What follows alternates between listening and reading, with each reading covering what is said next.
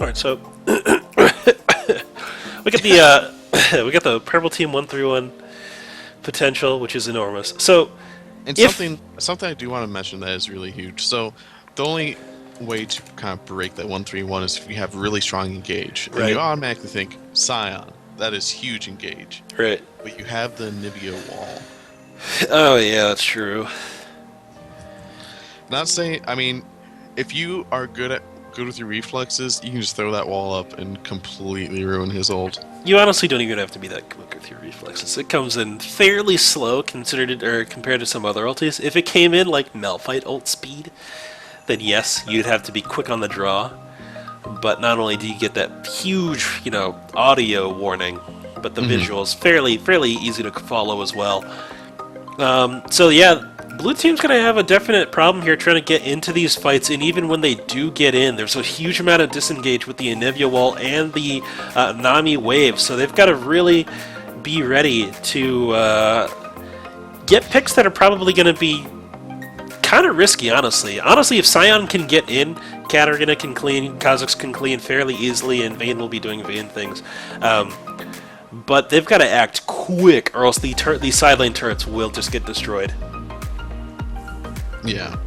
I mean, but two things to consider are that if pretty much anyone on the blue team gets ahead, starts snowballing, it's going to spell disaster for purple team. Because if they can't split push, if someone can just go over there and pop Tryndamere, pop Jax, they really don't have that much. You say pop Tryndamere, but Tryndamere is difficult to pop. That ulti is pretty good. DCB will have to be on point with his stealths if he's going to be able to play out, or want to play out the duration of that invulnerability. Otherwise, Tryndamere will still crit his way to victory there, so you got to be really, really, really careful, even if he's not, like, super fed. Yeah. And then one other thing to consider with the blue team is that they do have that double reset comp going. Oh yeah, one kill opens up pretty much two other kills. I don't expect, like, we keep talking about the 1-3-1, so I don't expect that the reset comp is going to be as huge as it would be in a normal 5v5 team fight, since two guys won't be there. But it does give them the opportunity to crush turrets after cleaning up, all three kills if they can get the first one rolling. Anivia is a decent pick into that reset comp, because if she is the initial target, you do have to cut through that that secondary egg passive to get that reset, so it does make it slightly more difficult to start the jumps. Oh, definitely. Alright, let's get these guys lined up here, and then we'll get right into the match. Lined up for what? Just my overlay. Spectator data is unavailable. The game will now What? exit. What is this? Lies. I've been trolled. Well, boys, we're not streaming tonight. Let me try to reconnect, I guess. I mean, we'll try it. Do you Hope- believe? Hopefully, I mean, well, it's loading back up fine. Let's see if it does anything else fine. so yours did it too. Yeah. Huh. I mean, that's why it doesn't bode well to me. Oh, game paused. What does it mean? Some people aren't in yet, I believe. Oh. Reported. Alright. Looks like we're fine. Yeah. Don't worry, guys. Only got 29 more minutes to go before some real sweet action. A summoner has reconnected. Summoner has reconnected, Gangplank. Yeah. So, I want to talk about this bottom lane matchup. Nami, Sona, MF, Vayne. What do you feel about the Vayne MF matchup? I think that MF is known to be a lane bully, but Vayne is kind of... Usually you see Vayne, have a disadvantage because of her short range, but I think Vayne and MF are roughly the same range, right? MF has range over Vayne. Okay. So then when you can expect Vayne to it's get... definitely not huge, but it's definitely fair. Alright, so can we expect Vayne to get bullied out here, or...? Well, and I don't even think the range would be the big issue here, but MF is a very strong laner. Right.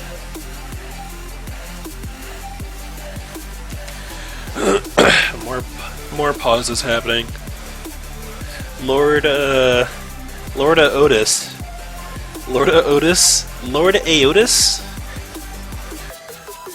Is that it? Lord Aotis is still on the fountain, not really moving anywhere. So is Anivia.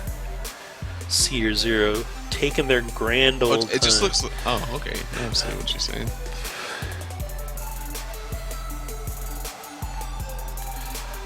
Everyone decided to peace out. They said, this loading screen is taking much too long for me. I'm gonna go get dinner. You guys wait up for me. Speaking of dinner, I brought a bunch of Little Caesars pizza home. I'm gonna gorge on that later. Nice. Yeah. Little Caesars is great. It's just a great price point. No, it's not the best pizza on the planet. Of course not. But for $5? Totally worth. Exactly. A $5 pizza.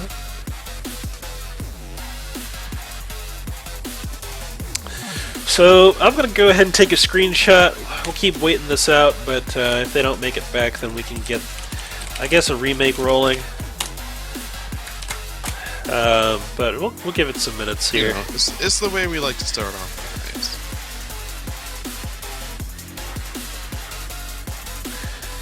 Ninebreaker in the chat saying that Little Caesars has terrible pizza. This stream sponsored by Little Caesars. Pizza. I mean, I don't know. I don't think there's anything wrong with it. Little Caesars. It's the bargain purchase. Like, and I ain't saying, like, I mean, if we're just saying, you know, price completely being ignored, it's still not that bad pizza. Yeah.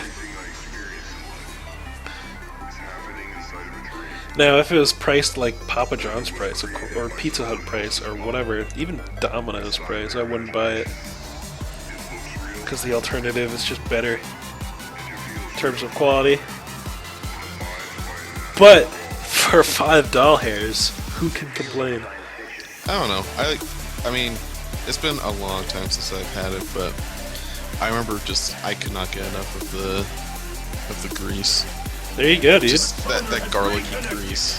Hey! Speaking of garlic grease, Vane has entered the game. I get it because she hunts vampires.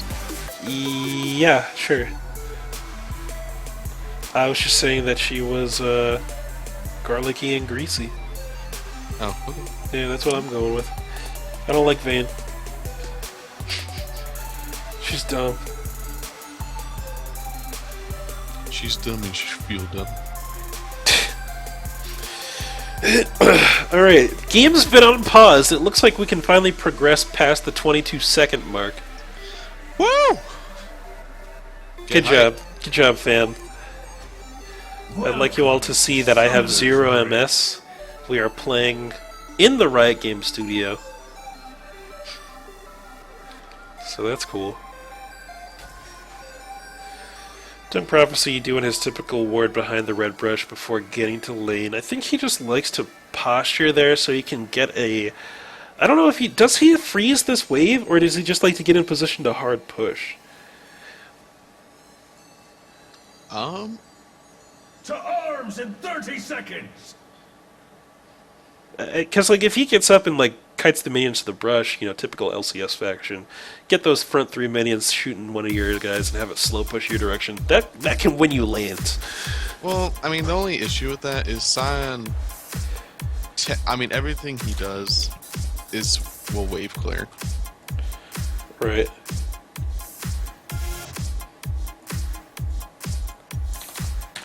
The minions have embarked! People in the chat telling me to line up my,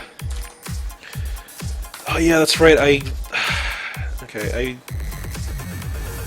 forgot that I redid my client stuff. Now everything's all jacked up. I gotta... Oh, Actually... No, this was right. But my mini map it. Wait, no, this is right. No, it looks fine. Right? Yeah, we'll go with this. Yeah, it Here. looks fine to me. We'll go with this.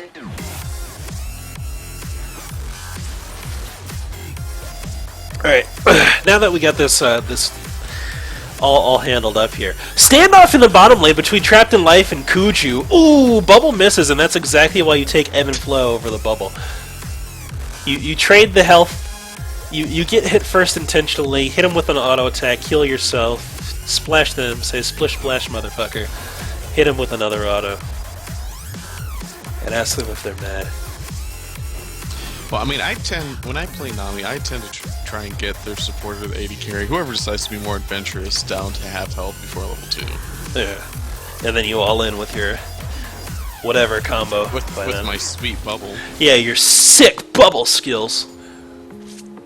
So I've never missed a bubble. Ooh, there we go. Bubble goes out. No auto attack there. Could have gotten an auto attack during that stun. The Nurricane goes in. Lord Aotus just goes in and gets some good tumble damage down in return, though. Really wins out that trade. Kuju?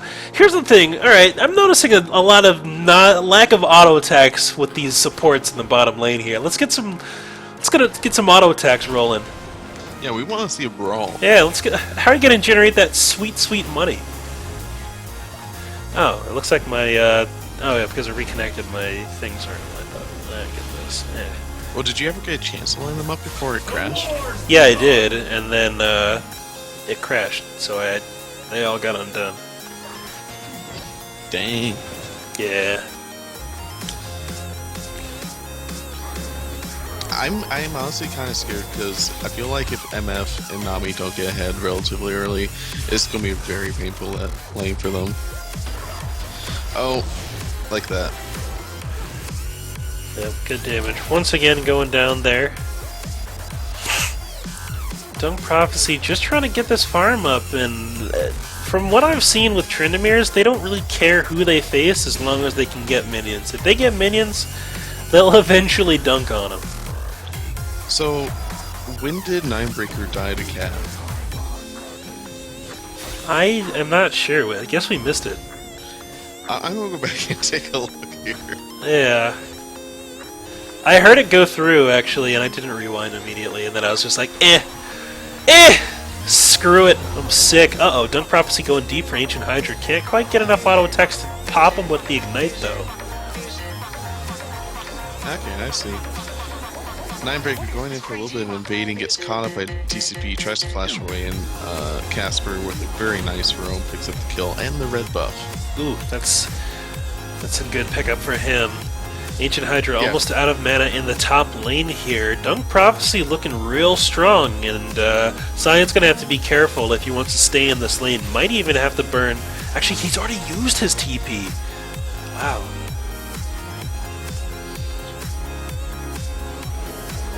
I mean, as a relatively avid oh, that was a mistake.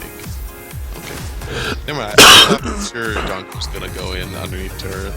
No, not at that amount of health. I know what you're talking about. He used the mana he could have used for a shield to get some harass down, and therefore he was susceptible to dying. But I think Dunk's just gonna take the minion lead. But anyways, I like to get the flask on Scion just because you don't need much mana early on, but you do need a little bit. Yeah, for sure. Not only that, but this ward's not really doing much work for him. He's sitting under the turret a really long time, and that could have been some additional sustain. Ooh, bottom lane. Ninebreaker shows up looking for the lane gank. Gets spotted out by a little bit of a dip in the brush from Kuju, though, and they're going to back up to safety.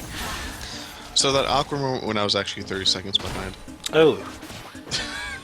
Yeah.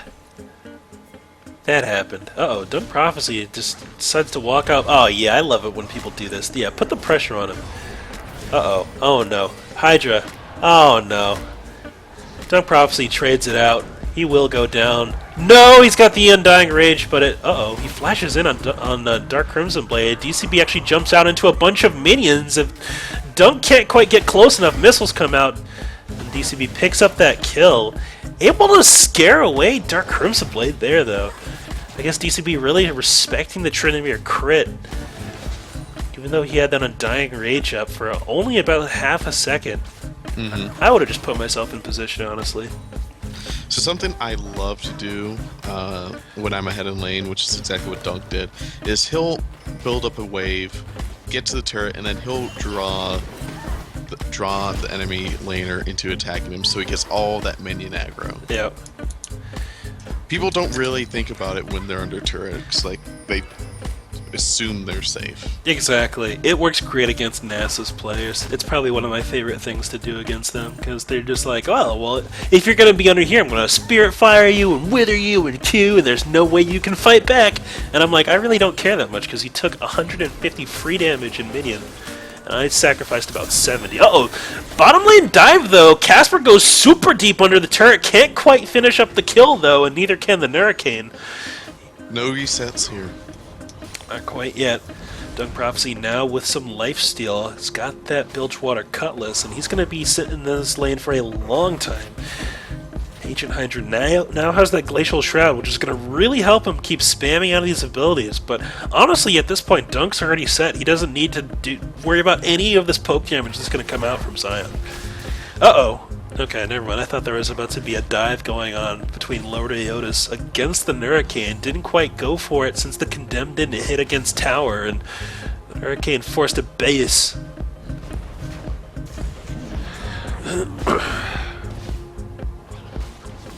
Uh-oh, Poultry Shot goes down. Dunk Prophecy looking for the kill on Ancient Hydra. Double crit goes through, Spinning Slash comes down, and a third crit to finish off the kill there.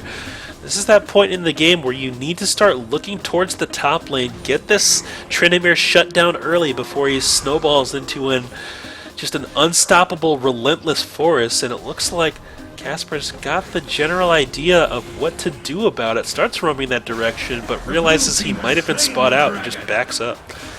But due to Jax being up there, kind of adding a little bit of safety to what Dunk just did, blue team is able to get the dragon. Yep. So good point for them. Good solo coming out of Dark Crimson Blade. One of his favorite things to do in the jungle is just get that free dragon solo.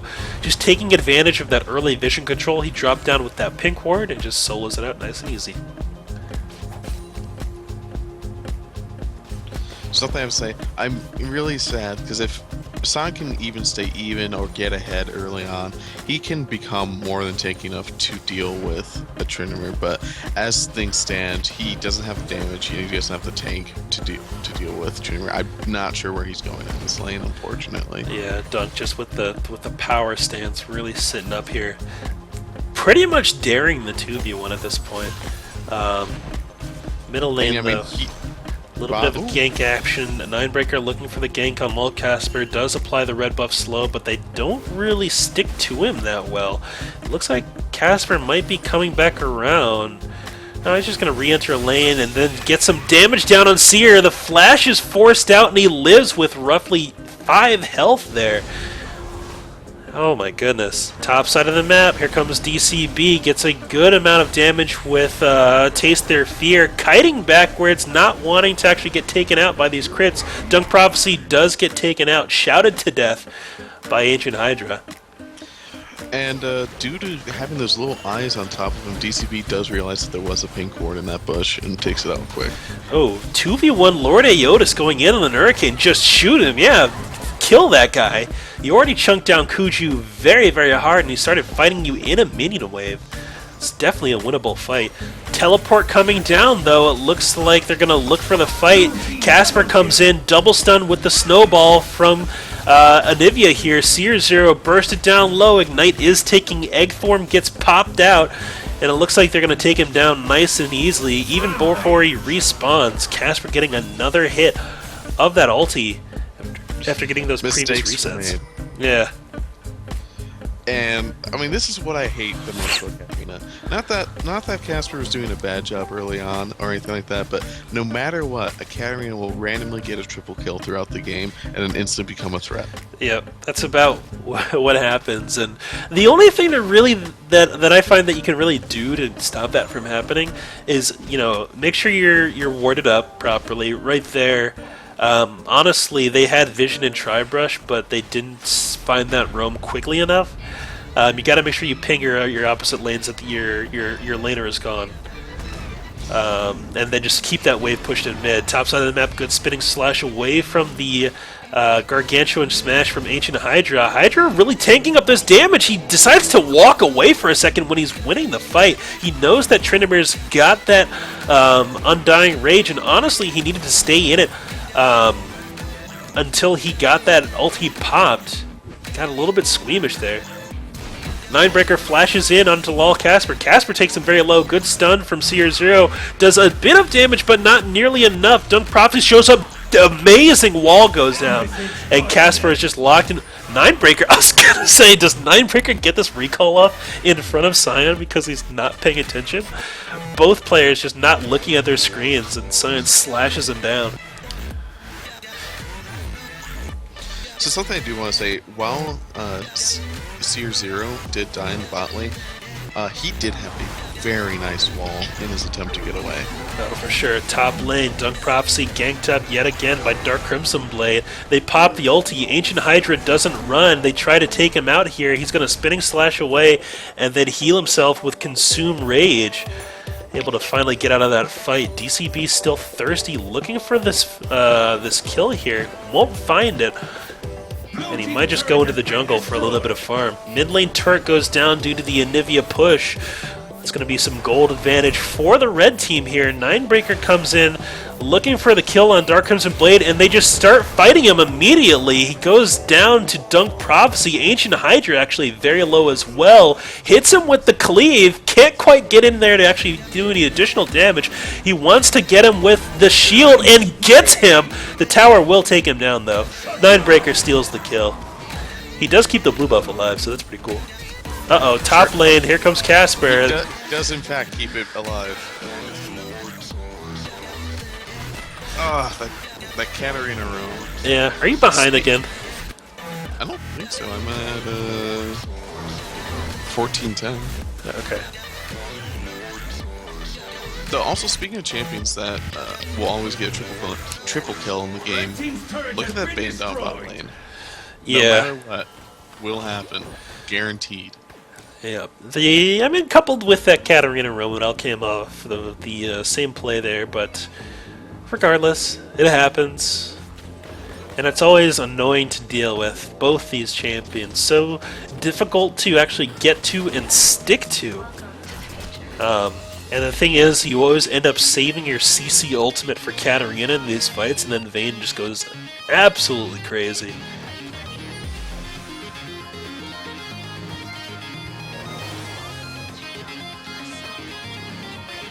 This auto attack animation from MF is hilarious.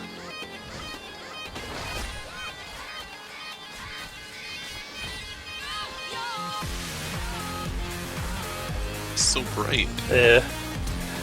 Oh my goodness. Flash forward to Crescendo. Trapped in Life is going to go down immediately. Casper shows up looking for a secondary kill on the Hurricane. Heal gets popped and she's not going to go down. DCB gets found out while soloing the dragon. He does die, but not before getting that objective for his team. Well played on his part.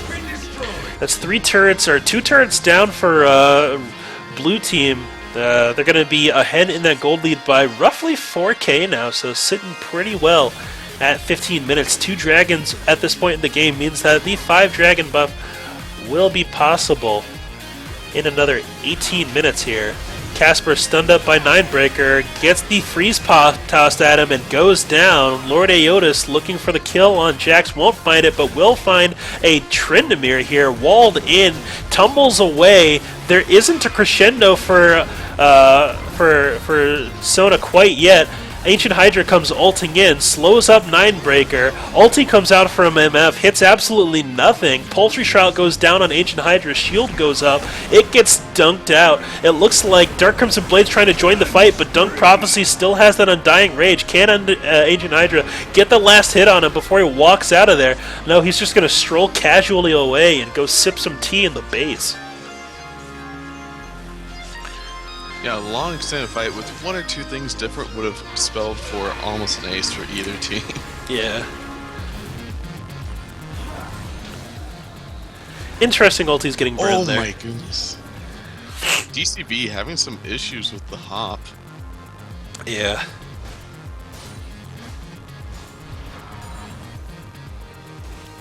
Bet you he won't admit it's misclick though. He won't do that. It's the lag. He'll say for some reason my whatever didn't go off. He'll be like, "Are you sure you pressed it?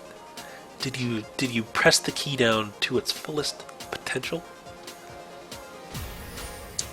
Did you misclick?" Oh, he got the jump there. There you go. Proud of you. Blue buff picked up there. Ninebreaker sitting in the mid lane looking for potential gank. Casper goes immediately in, looking to take down Seer, but the stun lands. Ice Cube will do the work here. Burn goes through, and Ninebreaker picks up the kill. 2 more to show up in the mid lane as well. They're really looking to pressure here, but that mid lane turret is already down. They need to rotate their guys to this bottom lane and look for that bottom lane outer. That should be their next objective, because going for the inner right now is a little bit rough.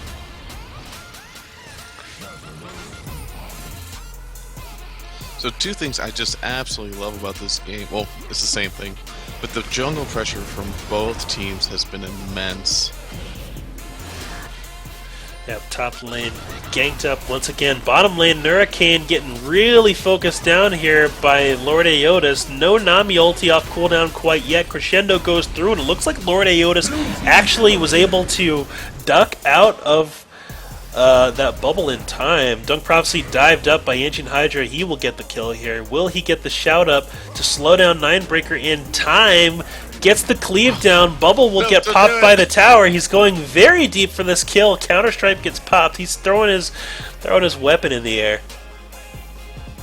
And Hydra will just walk right back out. Yep, I mean, look at that build. He really does not want to face this Tryndamere and allow him to actually do DPS to him. But that build does allow Seer to do some decent damage. Turret will hit him one more time. Dark Crimson Blade afraid to get in. Yep, and for good reason. The stun goes down and he gets the kill pickup 0-0. Seer 0 getting some good gold for himself. Yeah, unfortunately, Hydra auto-attacking that turret a couple times before he died. Yeah, able to get that damage down. That increased attack speed is pretty useful. It's very, very nice. I do want to say this though. Anivia is almost as annoying to deal with when fed as Katarina, because there comes a point when your guys just start getting one shot, just slow, AOE slow to icicle combo, just chunks people out for most of their HP. It is true. There aren't the resets. Much less common. Yeah. There aren't the resets, but there's a lot less counterplay.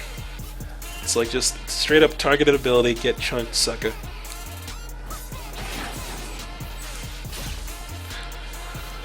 Alright, so red team focusing down on this mid lane. They're really intent on pushing down this mid lane inner turret instead on one of these side lane outer towers. Stun gets thrown, looking for the Scion, can't quite connect. Ninebreaker looking for the stun off the Counter-Strike as well. Can't really get into the mix quick enough. He's instead going to roam down bottom. Vayne showing up in the river here. Will they find the fight that they're looking for? Tumbles in, but Lord Aeotis can't quite get in as close as he wants. Good stun actually steals out the Scuttle Crab. Amazing snowball from Seer 0.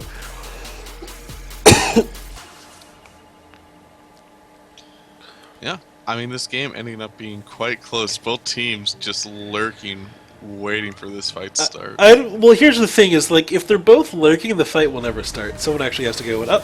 Hurricane caught up here. Good knock up. Good bubble though from Trapped in Life. It looks like off to the side, Ninebreaker in a 1v2 with Dark Crimson Blade. Stun actually misses. Good dodge out from Dark Crimson Blade. Blue team finds out Seer 0 though. The rest of red starts showing up.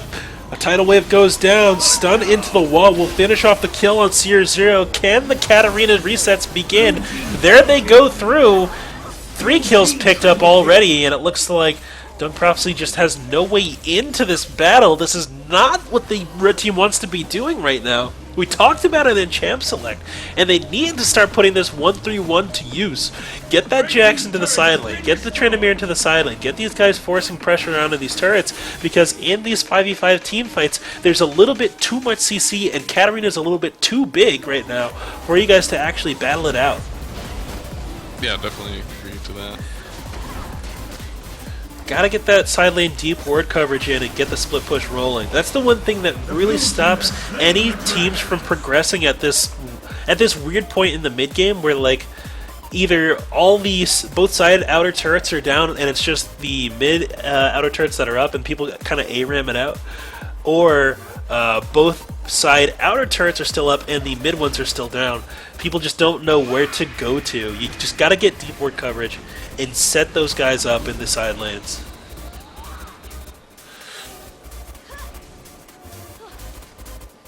Alright. And the easiest way to do that, friends, is just upgrade your trinket, man. Just get it into the normal ward. It does. It actually provides so much vision, it's ridiculous. Yeah, I mean, whenever I'm playing a champion that pushes, I will buy that ward, that upgrade trinket so early. Yeah, Just like... 'cause it's so good for that. I'm talking like level 10, post, like, with you just even a little bit of gold. Like, it's so justifiable, especially as a top laner, because it keeps you so safe. It's ridiculous. Kuju fending off Dunk Prophecy single-handedly. Very scary. Very scary, Sona. Sona going for that Lichbane build along with an Athenes, it looks like.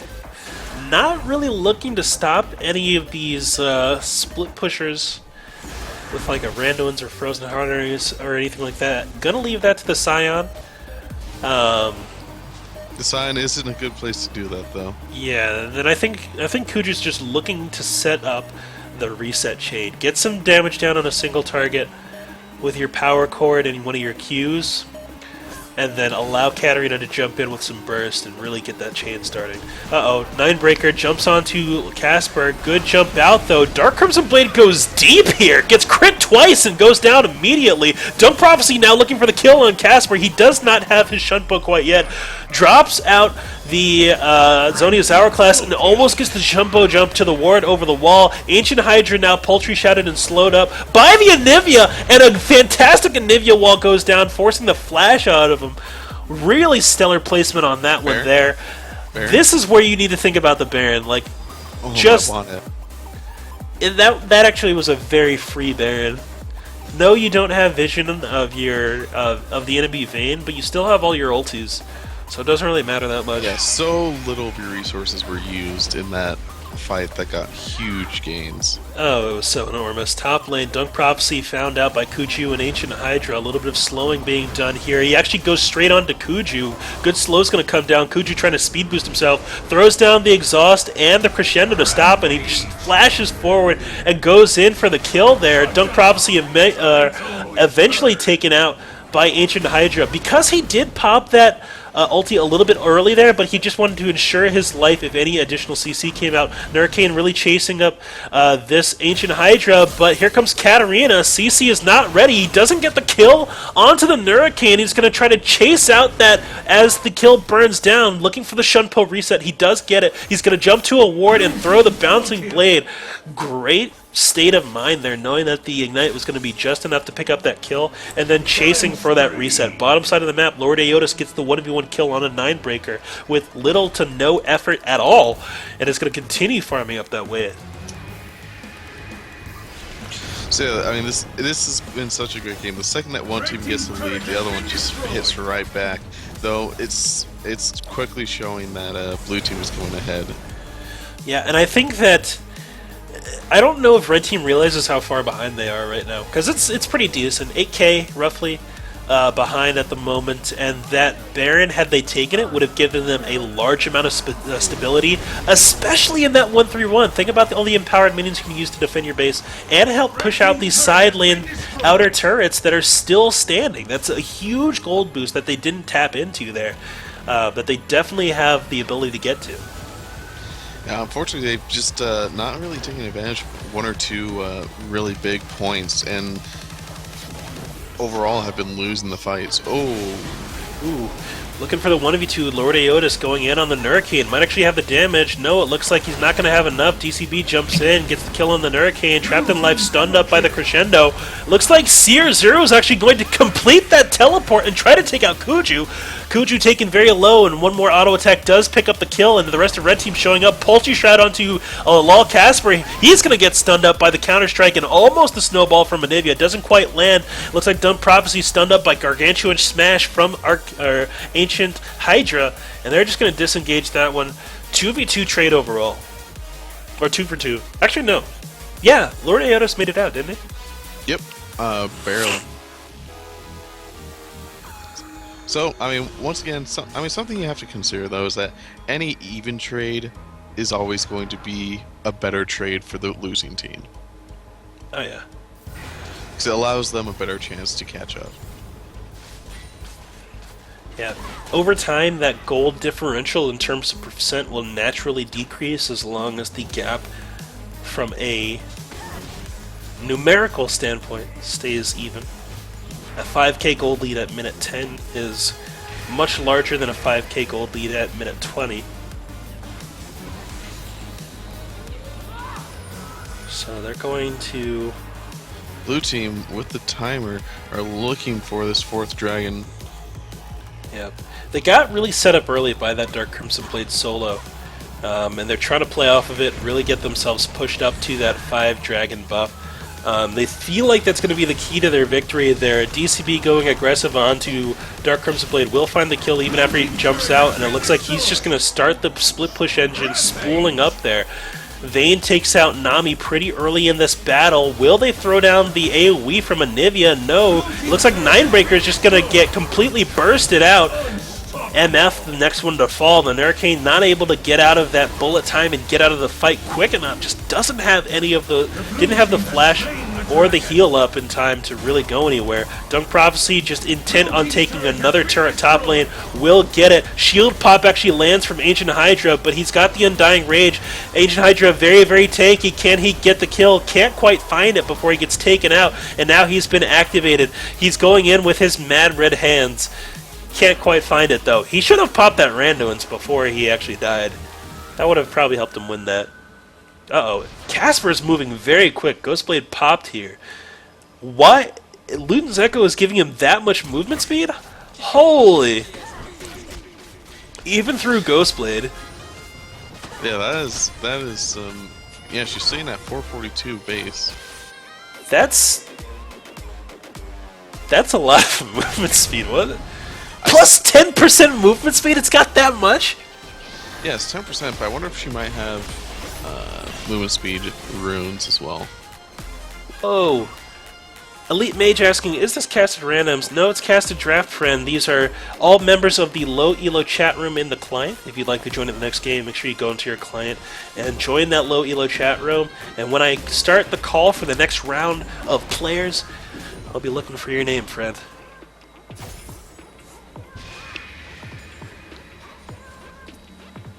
So something, I mean, purple team went in for that dragon, but unfortunately there just wasn't any way it was happening, especially after Nami died.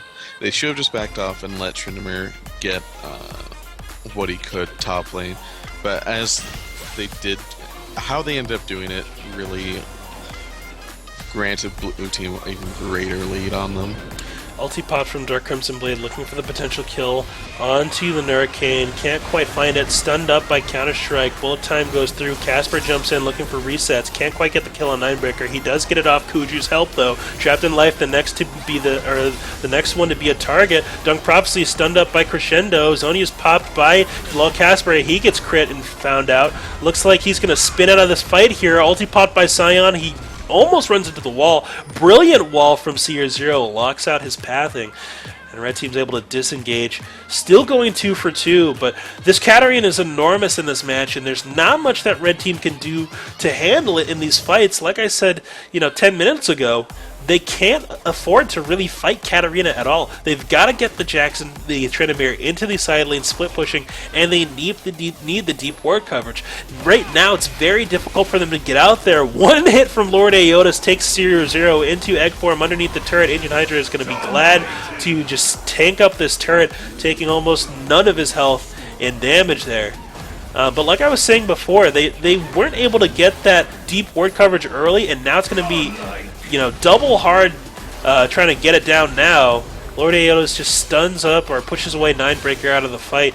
Really just looking to get some damage on these turrets. This mid lane turret, Ninebreaker still, he's got some fight in him though. Still leaf striking in there to get the damage. Yeah, they do lose a couple people, but they are keeping that turret relatively healthy, which is good. Yeah, but this is one of those points in the game where the game can really open up. Bottom lane, Casper finds finds Ninebreaker being a little bit too greedy, and that's an enormous minion wave for them to push off of. Honestly, if Lord Aeolus and Ancient Hydra show up down there, I don't know if there's much that Red Team can do before this tower goes down. Deep dive from Lol Casper behind the turret, looking for the kill onto the Nuracan. Can't quite find it though. It looks like they're going to back up with the rest of the team. Dunk Prophecy in the middle of the mix there, but alone has the Spinning Slash and Undying Rage out of there. Just nothing he can do with this burst damage that's coming out. Death Lotus goes through. Scion goes deep and picks up the kill onto Nami, which triggers the reset on Casper. Can't quite find any additional kills though, and Scion ends up going down to the Anivia damage. Jax jumps in. Ancient Hydra chasing out the Nurricane. Can't quite find the last auto attack though, and it looks like Lord Aeolus, along with the rest of Blue Team, is just going to force the pressure up this mid lane and possibly even rotate up to top. Actually, at this point in the game, and with the amount of damage that DCB and Lord Aeolus do, they can really just back up, take Baron, and then just push in top lane with those Baroned up minions for the super pressure. And, I mean, their 5th dragon is coming up here in just a minute. Yeah, this game, within the last 2 minutes, went from maybe possibly something could happen to is blown wide open. Yeah. There's... It's a real struggle against the snowbally comp. You mentioned it before in Champ Select, I think. Vayne, Kha'Zix, and Katarina, if any of them just start rolling, it's so hard to deal with all of them.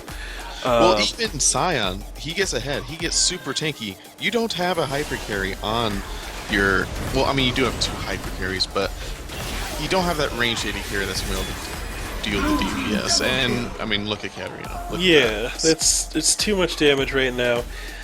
I honestly feel like there's no way they can win this game. I hate saying something like that, but there's so much damage coming out of this blue team that even if they get the split push dream, even if they fend off these waves with the Anivia ulti for the next 20 minutes even, there's just so many opportunities for blue team with 5th dragon buffs, like continuous 5th dragon buffs, Baron, full map pressure, you know, hyper scaling on 2 of their assassins for the full resets, a Scion frontline covered up with, you know, crescendo stuns. It's really, really rough to deal with. Wait. And right now, I'm really liking DCB's build right now. Yeah, he has a lot of damage, but he also has gone 2 tanky items, so he's kind of protecting himself, allowing him to do more damage by not getting instantly bursted. Right. And that's a lot of times what people don't realize is, you know, you can build all the damage items you want, but if you die, you still do 0 DPS. So you gotta make sure you build whatever it takes to stay alive. Once you're staying alive, whether it be through avoidance or through actually tanking damage, then you can be worried about actually building more aggressive items. Blue team, I think, pinged on the Baron. They're considering doing it now. Casper up in the mid lane, looking for a potential kill on Nurricane. Good bubble comes through, good stun comes through. Casper delayed due to the counter-strike from Jax. It looks like MF's going to pick up the shutdown gold here. 5th dragon buff applied onto blue team. Tryndamere now stunned up very much. Trapped in Life throws down the ulti. It looks like they're going to be looking for a fight here. They need the Anivia wall to zone off this Kha'Zix and separate him from his tank line. It looks like they're going to have to deal with both him and Scion at the same time, though. And it looks like they're just going to go down because of it. Had they thrown up just the Anivia wall there, they might have been able to take out Kha'Zix before Scion could traverse over that, or at least force Scion to flash out, which he might not have reacted to quick enough. Had they been able to do that, they might have been able to win a fight, but they don't do it. I mean, that was really rough. I mean, that was a case where they got a pick on the really fed assassin. They picked off the AD carry at the beginning of the fight, but it wasn't enough. There's still too much threat left on that team because they were so far ahead.